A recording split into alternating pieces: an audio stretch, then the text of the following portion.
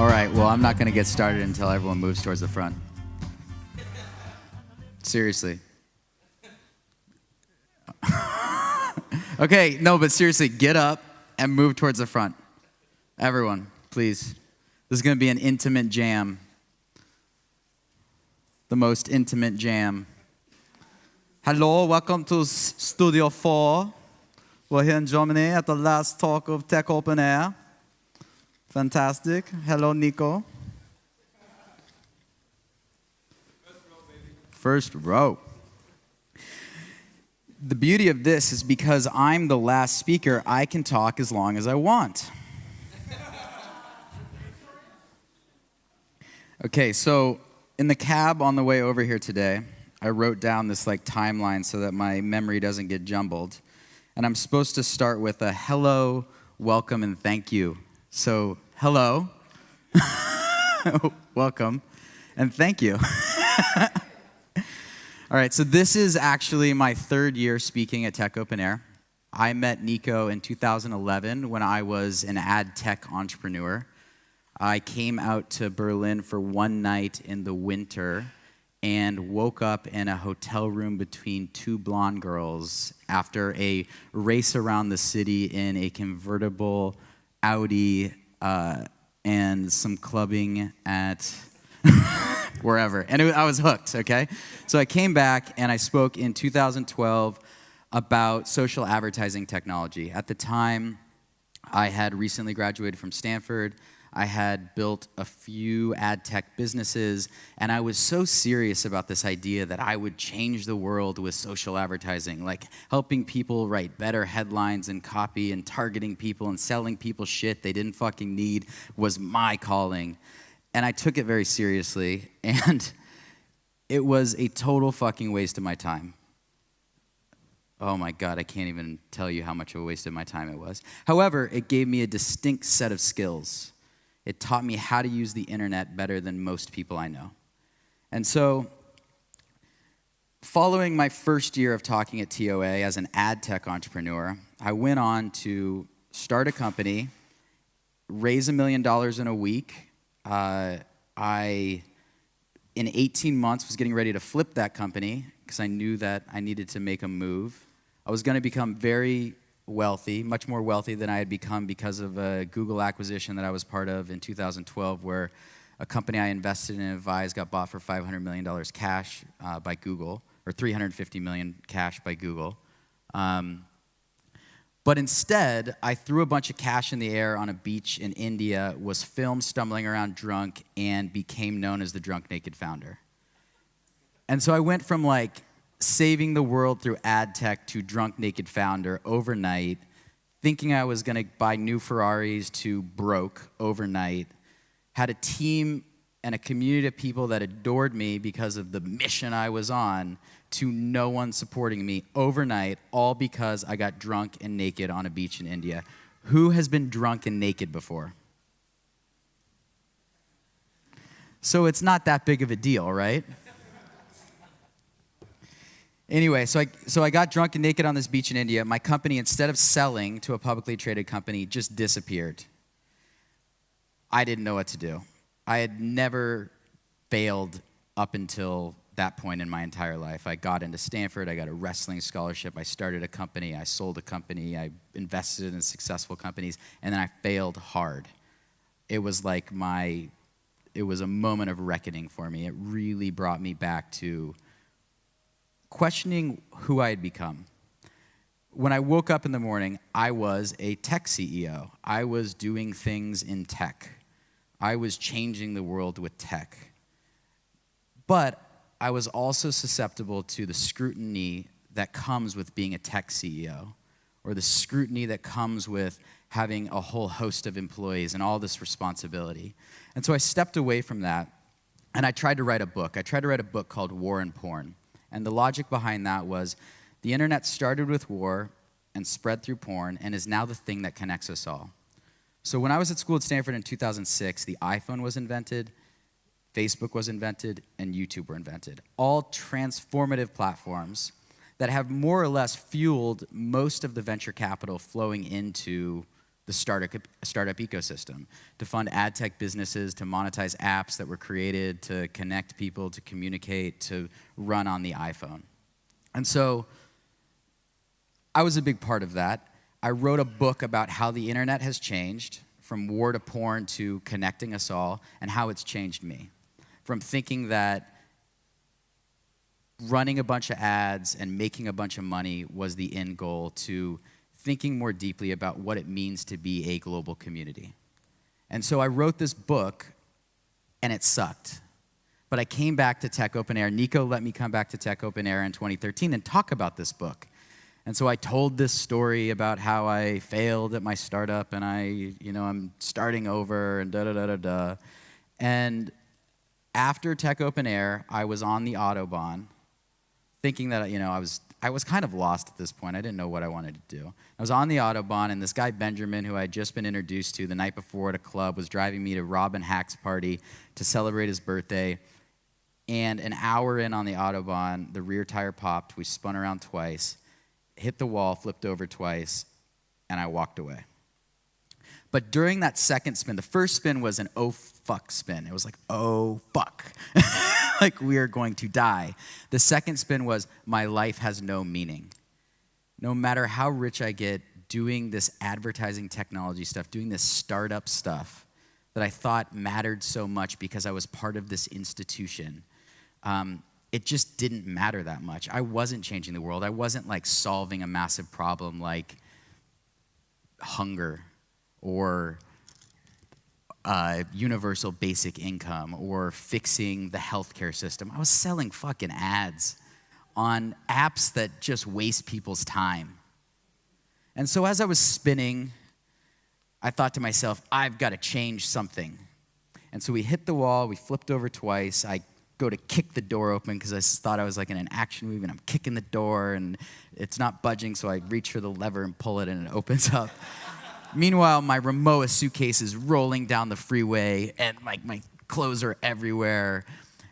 I grab my passport and my wallet and my phone, which miraculously didn't crack because I could drop my iPhone from here and it would crack, but it doesn't crack on an Autobahn crash. And I was like, I got to take a picture of this and post it on social media. So I took a picture, posted it, and the first thing I saw was artist remembered after death.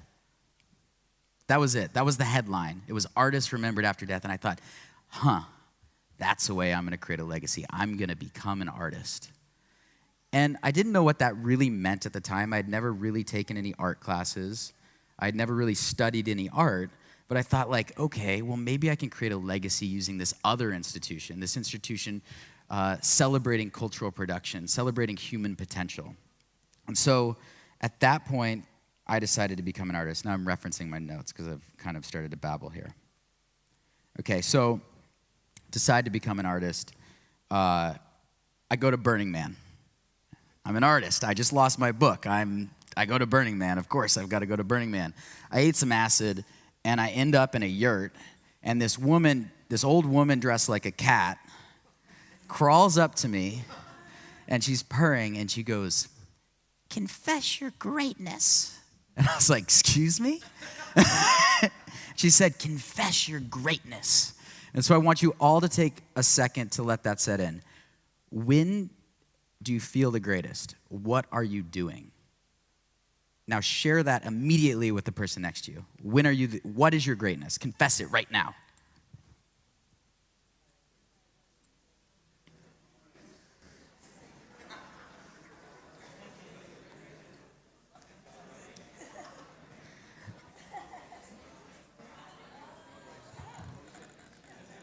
Okay, so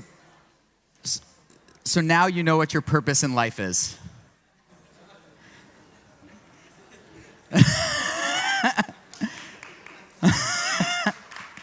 So now you know what your purpose in life is. Okay, so I confess my greatness. I say it's storytelling, communication, and entertainment. And so I left Burning Man having had a massively impactful experience. I learned about radical inclusion. I learned about radical self-reliance. I learned about leave no trace. And I learned that if I confess my greatness, I know what my purpose is. And so my purpose became storytelling. And so I got to thinking about the implications of storytelling online. And a successful story told online is a famous story.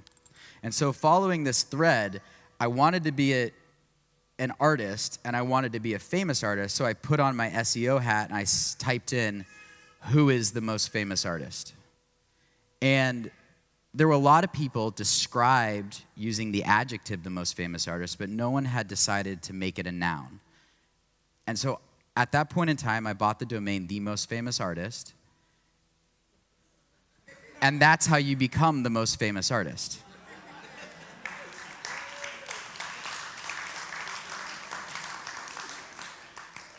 So this isn't about art, and this isn't about me. This is more broadly like an inspirational talk. This is a talk about how if you really figure out what your greatness is, and you decide how you want to present yourself to the masses, if you persist over a long period of time, and I'm going to share some of my failures and all this shit with you, but we're talking about like a 3-year span of time, you can actually become what you want to become.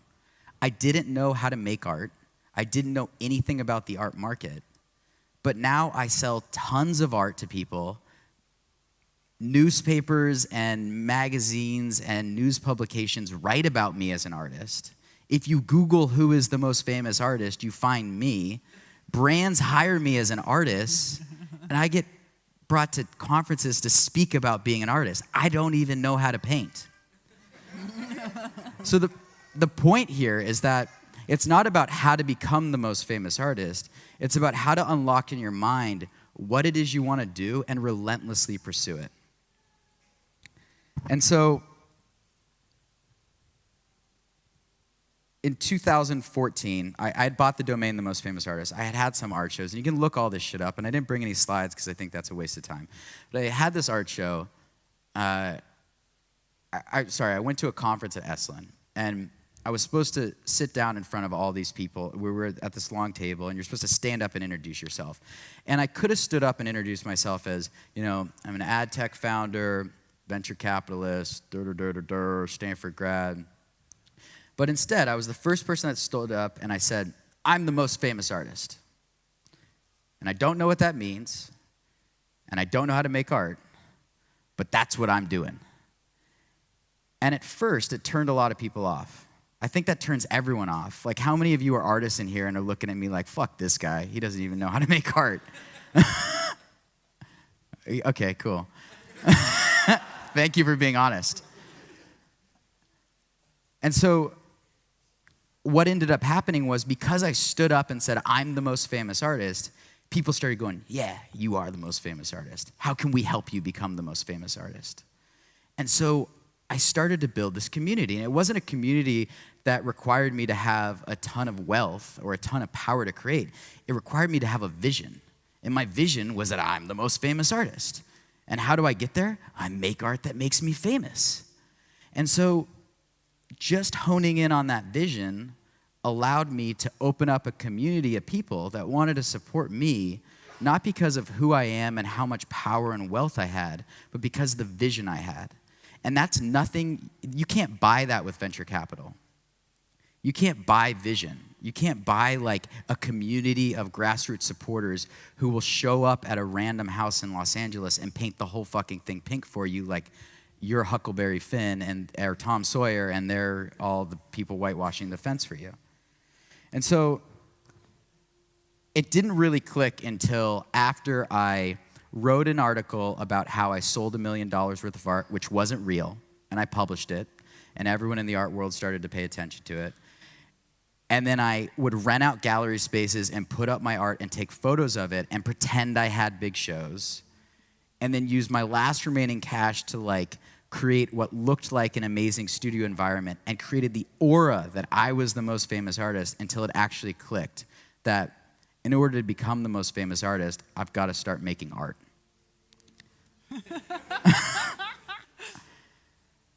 And so it took a while to figure out what kind of art I would make, because I'm really good at copying stuff. I think we all are. Like, it's in human nature. Like, the way we learn to write is by copying the A and then copying the B. And so when I got to thinking about how to become an artist, I just started copying things that I thought were cool and that I liked. And then I learned about this concept of appropriation. There's this whole term and theme in art that relates to just copying other people's shit. So I started appropriating people's art, but I'm the most famous artist. And so I found this clever way to appropriate slightly lesser known artists' work and become more famous for it than them, which really pissed everyone off. And it created a lot of headlines, and it allowed me to kind of further expand both my sales of my art, because I was undercutting these artists who made these things. I was selling them for less money. People started thinking I was the producer of these things to begin with. It's not illegal, maybe a little bit morally sketchy, but I had been violated on the internet. I was filmed stumbling around drunk and naked. What fuck? I don't give a fuck. And so I started making these appropriate canvases. I started to make them. I started to gift them to influencers. They started to post them. I started to get more followers. Then I started to realize I could pitch the press on concepts with a headline for an art project, and if they bid on it, then I could make that art project, and then it would, in turn, get me more followers. And then I realized, after selling all this art, that the art supply chain is totally fucking broken. The idea of getting a studio space as an artist just out of college, and then getting your materials, and then making your art, and then giving it to a gallery, and having them sit on your inventory and maybe selling it, totally broken. The idea of uploading it to Saatchi Art and Van Gogh and all these other sites, totally broken. So what I did is I just became a customer for a platform of businesses along the supply chain that I started to build using my tech abilities. And so I got to building studio space on demand, and subsequently incubated a whole bunch of artists out of that studio space. And I started to build a logistics business that helped people ship and pack and duplicate and kind of monetize their art better. I started to build a management service. It started to build all these components of the supply chain, realizing that going to art school, graduating, making art for a gallery, hoping for a mid-career retrospective, and then dying before you see any success in an institution that is ultimately creating monoculture because it's trading on itself is an absolutely broken art world. And what we need to embrace as artists is the fact that you can become the most famous artist using the internet. You can distribute your content to whoever you want, through whatever media channel you want, through whatever influencer you want. You don't need a gallery to validate your existence anymore. You also don't need a gallery to hold your inventory and potentially slow down your cash flow, because that just doesn't need to exist. You don't need a retail space. Amazon is killing retail, so why do galleries still exist? And so what I've started to do is build out these tools and systems to enable all artists to succeed in this dynamic digital world. And so I guess I've just been babbling on for a while. I'm now at a place where I've got 165,000 followers. I sell around $500,000 of art a year. Brands hire me left, right, and center just to stamp my name on their shit, and I still don't know how to paint. And so I guess the core point here is, if you're doing something, make sure that I'm a victim of this. I had a vision for something, and institutional venture capital money allowed me to pursue a vision that wasn't even that great. It wasn't until I went broke and was forced to completely reevaluate who I was that I arrived at a path that I'm proud of. And I'm not proud of all of the things I do as an artist, like stealing from other artists and calling out CEOs because they're cunts on social media and doing all this provocative shit, but it's part of the system. And I'm a way different person online than I am in real life, and I'm a way different person on stage than I am at the bar tonight. And so, oh fuck, I forgot. So it's my birthday today.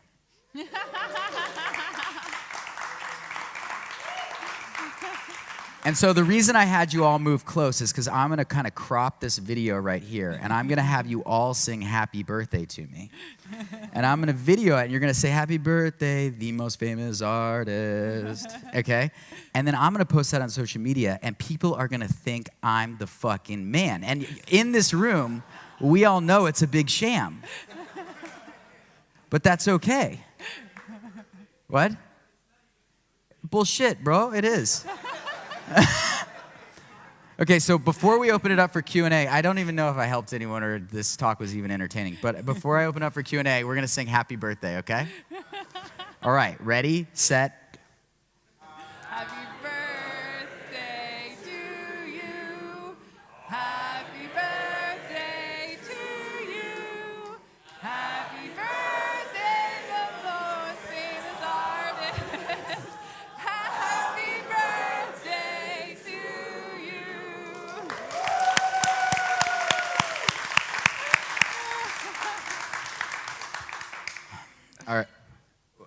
All right, so ask your hard questions. Who would like to ask a question of the box? You'll receive the box, you'll talk into the box, and it'll be exciting.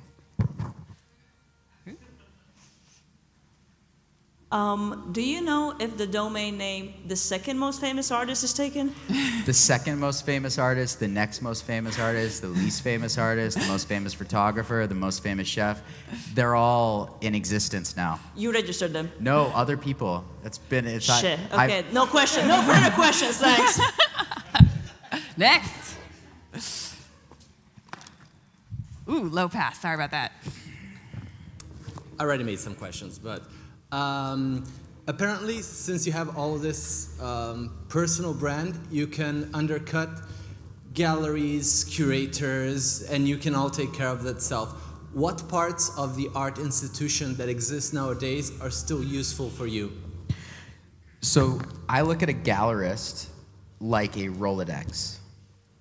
And if a gallerist is stupid enough to do business with me for short-term gain, then I get their Rolodex. And if they're stupid enough to not do business with me, knowing that in the long term I'm going to be the Warhol of our generation, they go out of business. So does that answer your question? Kind of. It's cool. Who else? More questions? I mean, come on. More answers? Let's do you, and then we'll do you, and then you in the back. So, So what meaning do you find in creating art that you didn't find in doing advertising when you basically do the same? Good point. So human potential in the face of an automated future is solely creativity. Monetizing the internet so that more services exist is the function of most people that are operating on the internet. Most people operating on the internet haven't come into the space of cultural production and disintermediated the institution that is ultimately creating a monoculture. And so fucking with the art market itself is actually going to help human potential and creativity in the long run, rather than have it go extinct with the financial instrument it has become. cool. In the white shirt. Might have been in relation to that question, but what made you choose your creativity as opposed to like auditory or visual, like video? I'm a rapper. I have an album, White Wine Boys. They call me Mose. Yeah, it's all like, well, so art is easy to sell and it's high margin. I mean, at the core of everything, I'm a business person. $65 billion unregulated market, completely undisrupted by the internet. I know how to use the internet.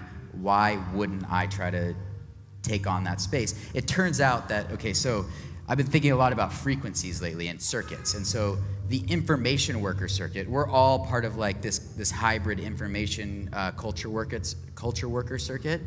Information workers are people that build apps and work with data and AI and all that shit.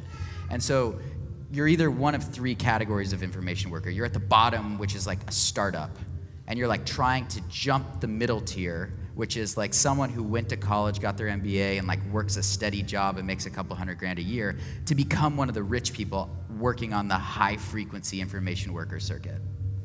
The culture worker circuit has similar dynamics. You're just graduated college, or you go into like advertising or some other form of creativity, or you're like Jeff Koons, Andy Warhol, whatever. Turns out that the culture worker circuit is way more fun.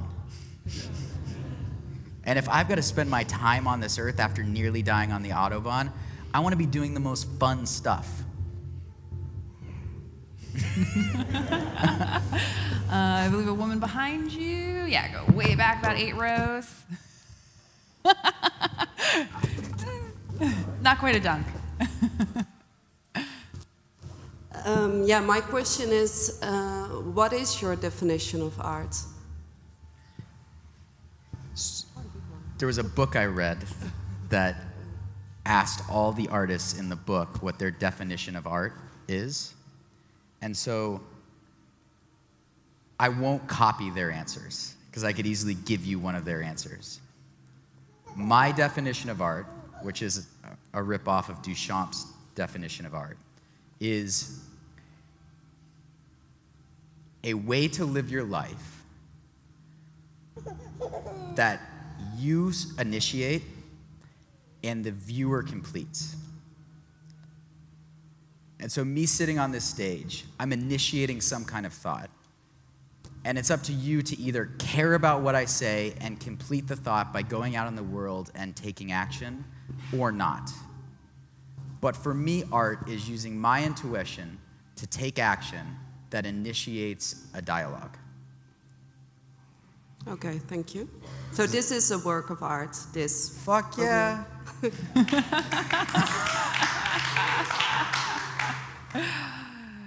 we have another taker? Here in the front.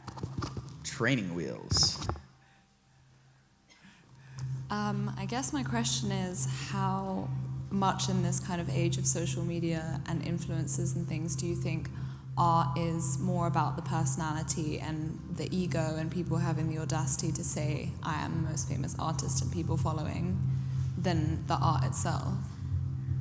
So the art itself is the way I think you're phrasing it, is a romantic understanding of what cultural production was before the internet existed.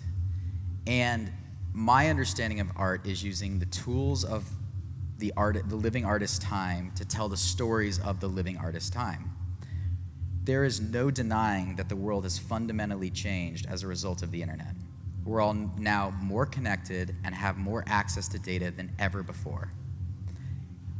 And we're in a socioeconomic environment that rewards fame. So don't hate the player, hate the game. Word.